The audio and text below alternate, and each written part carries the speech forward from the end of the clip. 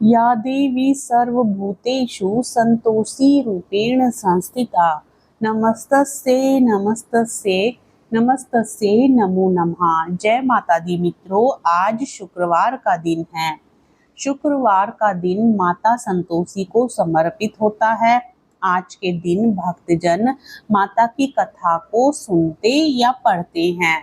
तो आइए पूर्ण श्रद्धा भाव के साथ शुक्रवार के दिन संतोषी माता की कथा को सुनते हैं। एक बुढ़िया थी, उसके 7 बेटे थे। उनमें से 6 मेहनत मजदूरी करते थे और एक आलसी था और काम नहीं करता था। बुढ़िया खाना बनाती और 6 बेटों को खिलाती। जो कुछ बचता वह 7वें बेटे को खिलाती। छोटा बेटा नादान था और उसे इस बात का पता नहीं था। एक दिन उसने अपनी पत्नी से कहा, देखो मेरी माँ मुझसे कितना प्यार करती है। वह बोली, क्यों नहीं, वह तुम्हें सबका बचा खुचा खाना खाने को देती है। वह बोला, क्या ऐसी बात कैसे हो सकती है? जब तक मैं अपनी आंखों से ना देख लूं, मैं तुम्हारी बात पर यकीन नहीं कर सकता। पत्नी हंसी और बोली, क्या तुम खुद देखकर यकीन करोगे? कुछ दिनों बाद घर में उत्सव था। 7 प्रकार के भोजन और लड्डू बनाए गए थे। सच्चाई जानने के लिए उसने सिर दर्द का बहाना बनाया और रसोई घर में जाकर एक पतले कपड़े से अपना चेहरा ढककर लेट गया, जिसके अंदर से वह सब कुछ देख रहा था। 6 भाई भोजन के लिए रसोई घर में आए। उसने देखा कि उसकी माँ ने उनके लिए सुंदर आसन बिछाए थे और उन्हें 7 प्रकार के भोजन परोसे थे। वह उन्हें प्रेम से भोजन परोस रही थी। वह देखता रहा। 6 भाइयों ने खाना खाया और उठ गए। माँ ने उनकी थालियों से बचा हुआ खाना लिया और लड्डू के टुकड़ों से लड्डू बनाए। बचा हुआ खाना साफ करने के बाद माँ ने बेटे को आवाज लगाई, उठ बेटा, 6 भाई खाना खाकर चले गए, तू बचा है, उठ, तू कब खाएगा? वह कहने लगा, माँ मुझे खाना नहीं खाना है, मैं बाहर जा रहा हूँ। माँ ने कहा, अगर कल जाने का इरादा है तो आज ही जा। वह बोला, हाँ हाँ, मैं आज ही जा रहा हूँ। यह कहकर वह घर से निकल गया। घर से निकलते समय उसे अपनी पत्नी की याद आई। वह गौशाला में गोबर के उपले बना रही थी।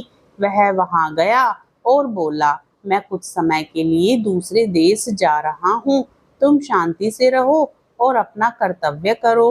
वह बोली, शांति से जाओ, मेरी चिंता मत करो, मैं भगवान राम की शरण में रहूंगी। भगवान राम तुम्हारे साथ रहें। मुझे अपनी कोई ऐसी चीज दो जिसे मैं याद रखूं। अपनी सारी चिंताओं और कामों में मुझे मत भूलना। उसने कहा, मेरे पास कुछ भी नहीं है, सिर्फ यह अंगूठी है, तुम इसे ले लो और अपनी कोई चीज मुझे स्मृति के रूप में दे दो। वह बोली, मेरे पास क्या है, मेरे पास तो सिर्फ यह गोबर से भरा हाथ है। यह कहकर उसने अपने गोबर से भरे हाथों को उसकी पीठ पर निशान के रूप में रख दिया और वह चला गया। इस तरह चलते चलते वह दूर एक जगह पहुंचा जहां एक व्यापारी की दुकान थी। वहां जाकर उसने कहा, भाई मुझे अपना नौकर रख लो।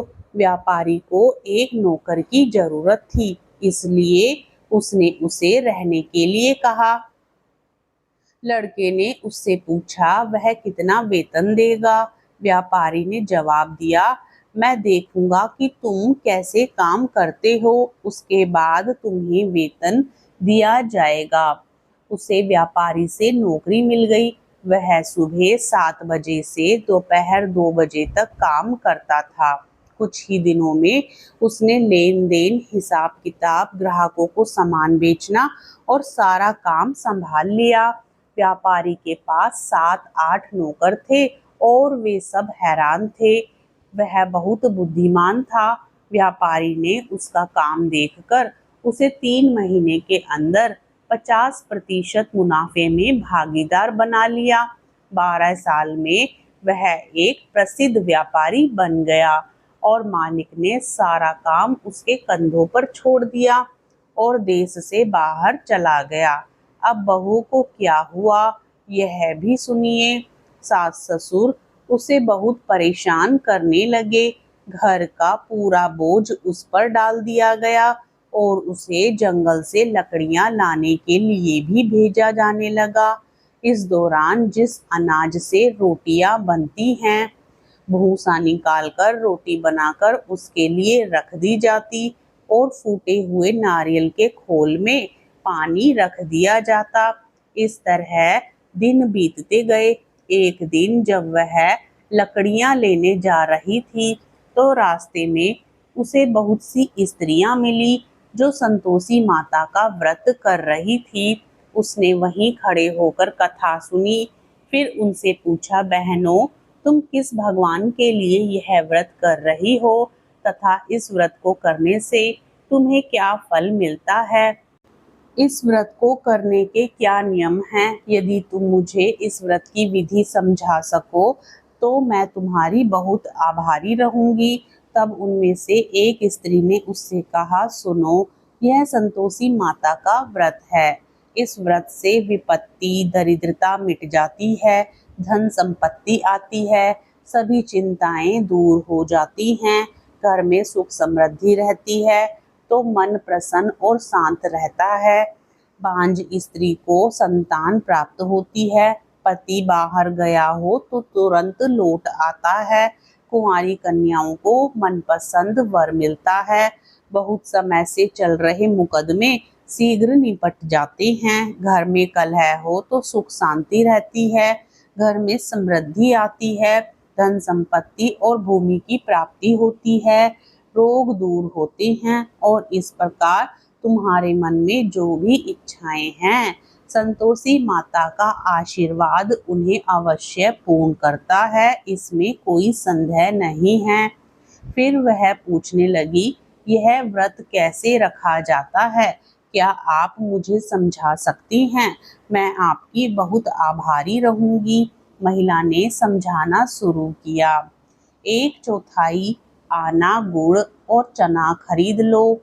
पुराने जमाने में 1 आना मिलता था और 1 रुपया 16 आना होता था। तुम चाहो तो 5/4 आना या 1/4 रुपया अपनी क्षमता के अनुसार खरीद सकती हो, अपनी श्रद्धा और प्रेम के अनुसार, बिना किसी परेशानी के खरीद सकती हो। 1/4 पैसे से लेकर 5/4 आना तक अपनी शक्ति और भक्ति के अनुसार खरीद सकती हो।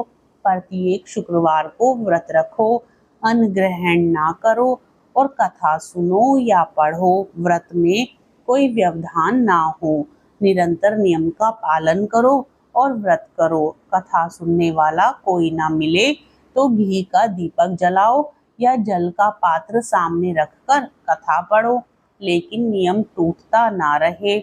जब तक फल ना मिले तब तक नियम का पालन करते हुए व्रत करो।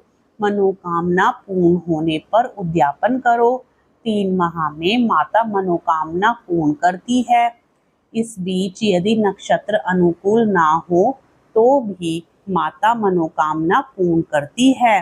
मनोकामना पूर्ण होने पर ही उद्यापन करना चाहिए, बीच में नहीं। उद्यापन के दिन 2.5 किलो पिसे हुए काजू, खीर और चने की सब्जी बनानी चाहिए। यह भोजन 8 बालकों को अवश्य खिलाना चाहिए। जहाँ तक संभव हो बालक निकट के परिवार के ही हों, अर्थात बड़े छोटे साले के बेटे, रिश्तेदार और परिवार के ही हों। यदि वे ना हो तो अन्य रिश्तेदारों को भी बुला सकते हैं या पड़ोसी के बेटों को भी बुला सकते हैं। उन्हें भोजन कराएं और यथाशक्ति उपहार देकर माता के अनुष्ठान का विधान पूरा करें।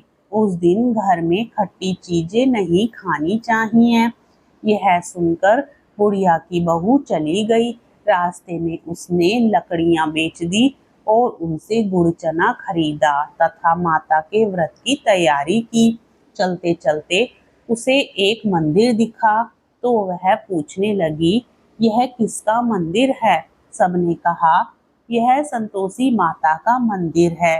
यह सुनकर वह अंदर गई और माता के चरणों में गिर पड़ी।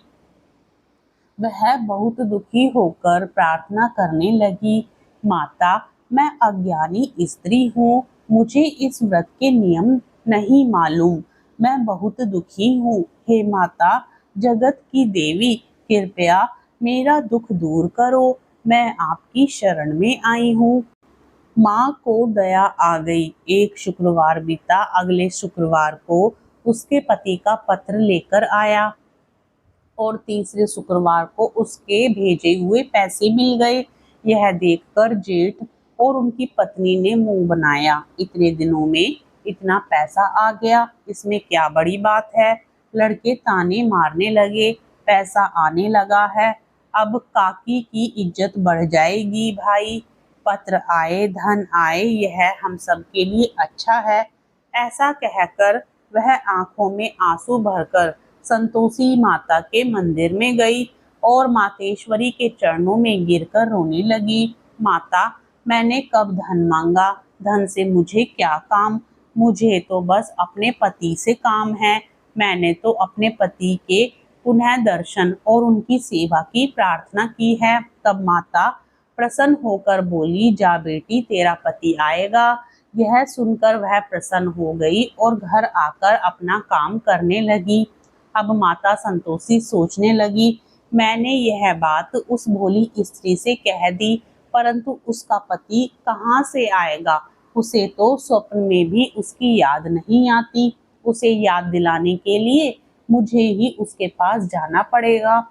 इस प्रकार माताजी उस बुढ़िया के बेटे के स्वप्न में गई और कहने लगी, धनवान के बेटे, तुम सो रहे हो या जाग रहे हो? वह उत्तर देता है, माँ, मैं ना सो रहा हूँ ना जाग रहा हूँ, कृपया मुझे बताइए कि आप मुझे क्या शिक्षा देना चाहती हैं। माँ पूछने लगी, क्या तुम्हारा कोई परिवार है या नहीं? हाँ है। वह उत्तर देता है, मेरे पास सब है, माँ बाप पत्नी, मेरे पास कुछ भी कमी नहीं है।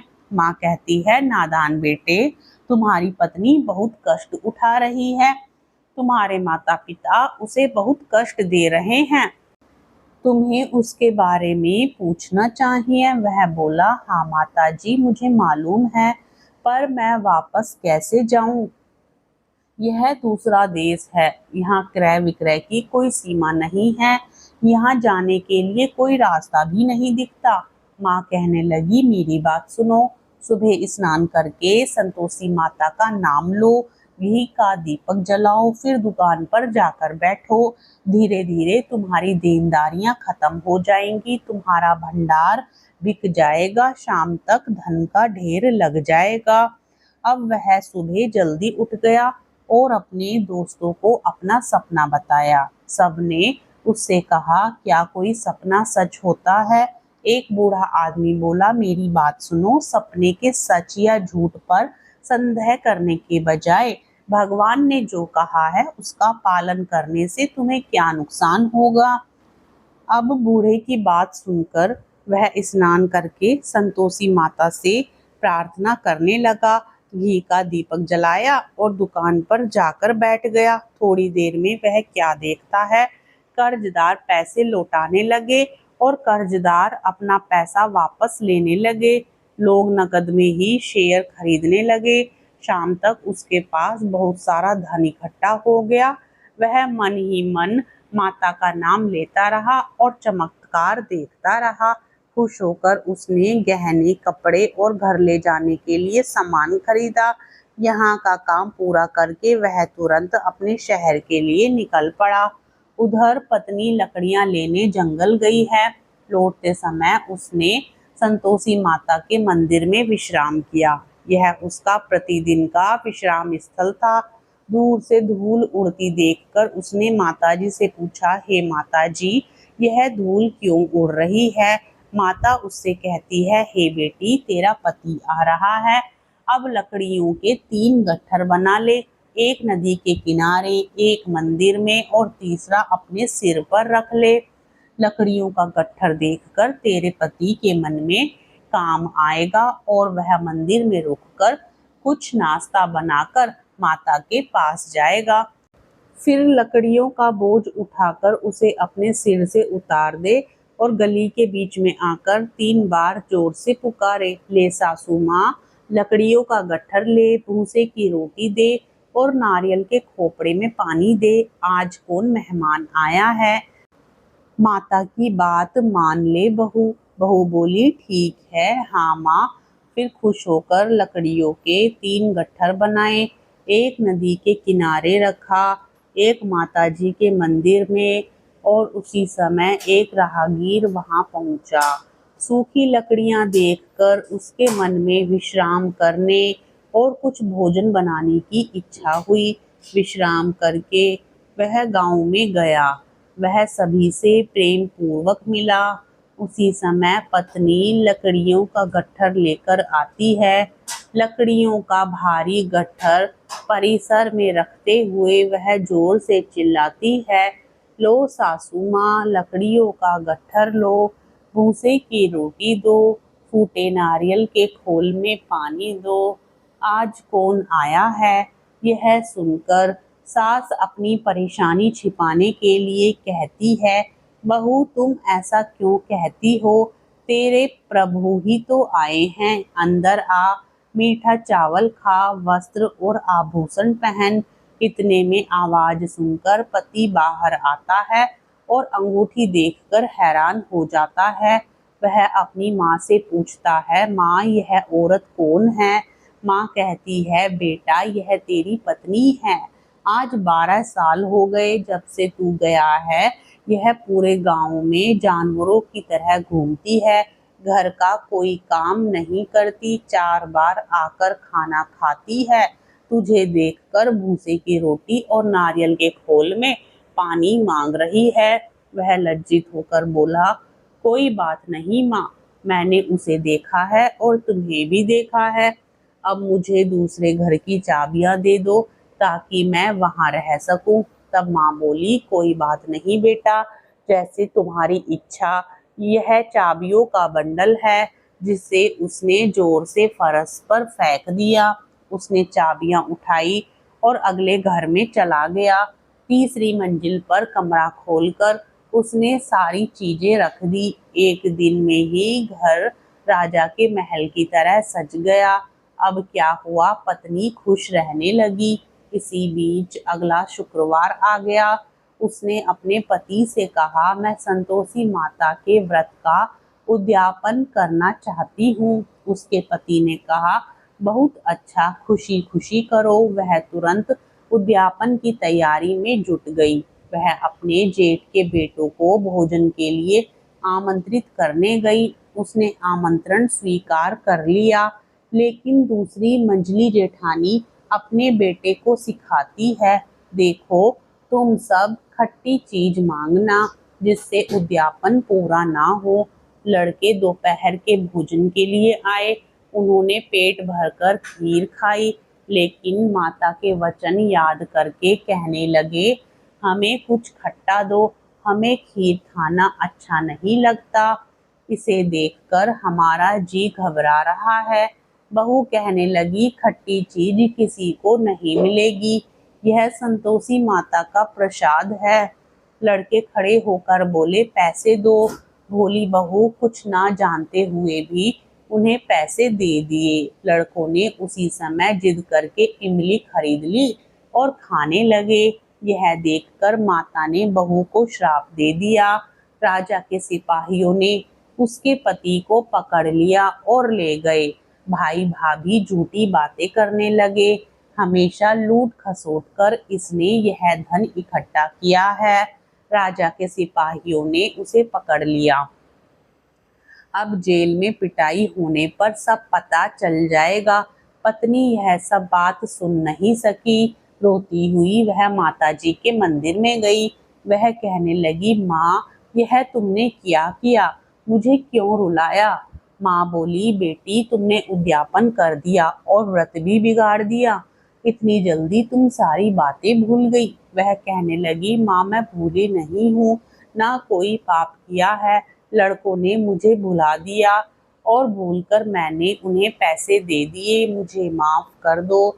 माँ बोली, क्या कोई ऐसे भूल हो जाती है? वह बोली, माँ मुझे माफ कर दो, मैं तुम्हारा उद्यापन फिर से करूंगी। माँ बोली, अब कोई भूल मत करना।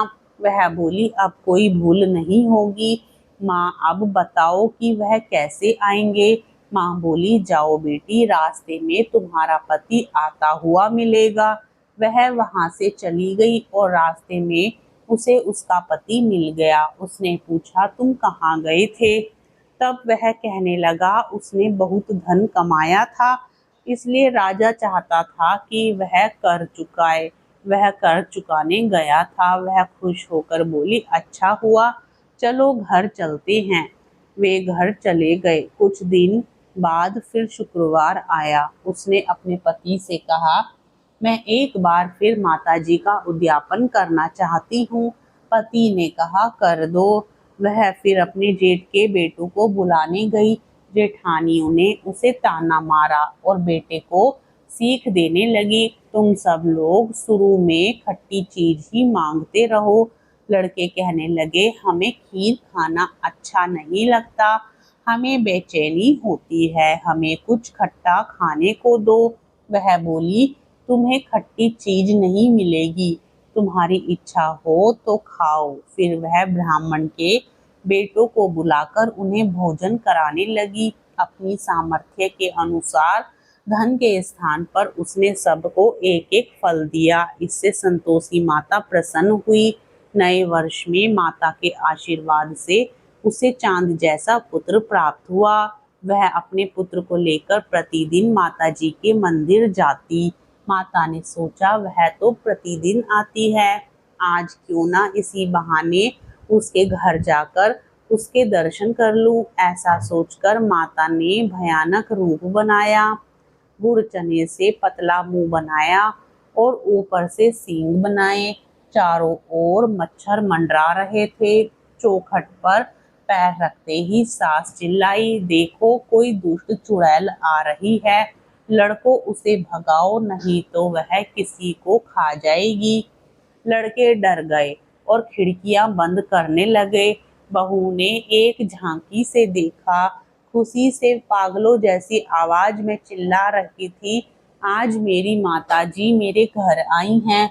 ऐसा कहकर उसने अपने बच्चे को, जिसे वह दूध पिला रही थी, हिला दिया। इस बीच सास को गुस्सा आ गया। वह बोली, वैश्या तू क्यों उत्तेजित हो रही है? उसने बच्चे को पटक दिया। इतने में माता की आभा से चारों ओर बालक ही बालक खड़े हो गए। वह बोली, माँ मैं जो व्रत कर रही हूँ वही संतोषी माता है। ऐसा कहकर उसने घर के सब दरवाजे खिड़कियां खोल दी। सबने माता जी के चरण पकड़ लिए और प्रार्थना की, हे माता, हम मूर्ख हैं, पापी हैं, हम आपके व्रत के नियम नहीं जानते, आपका व्रत बिगाड़ कर हमने बहुत बड़ी भूल की है। हे जगत माता, हमारी भूल क्षमा करो। इस प्रकार माता प्रसन्न हुई। माँ ने जैसे बहू को पुरस्कृत किया वैसे ही सबको पुरस्कृत करें। जो लोग यह कथा पढ़ते हैं उनकी मनोकामनाएं पूर्ण होती हैं। प्रेम से बोलो, संतोषी माता की जय।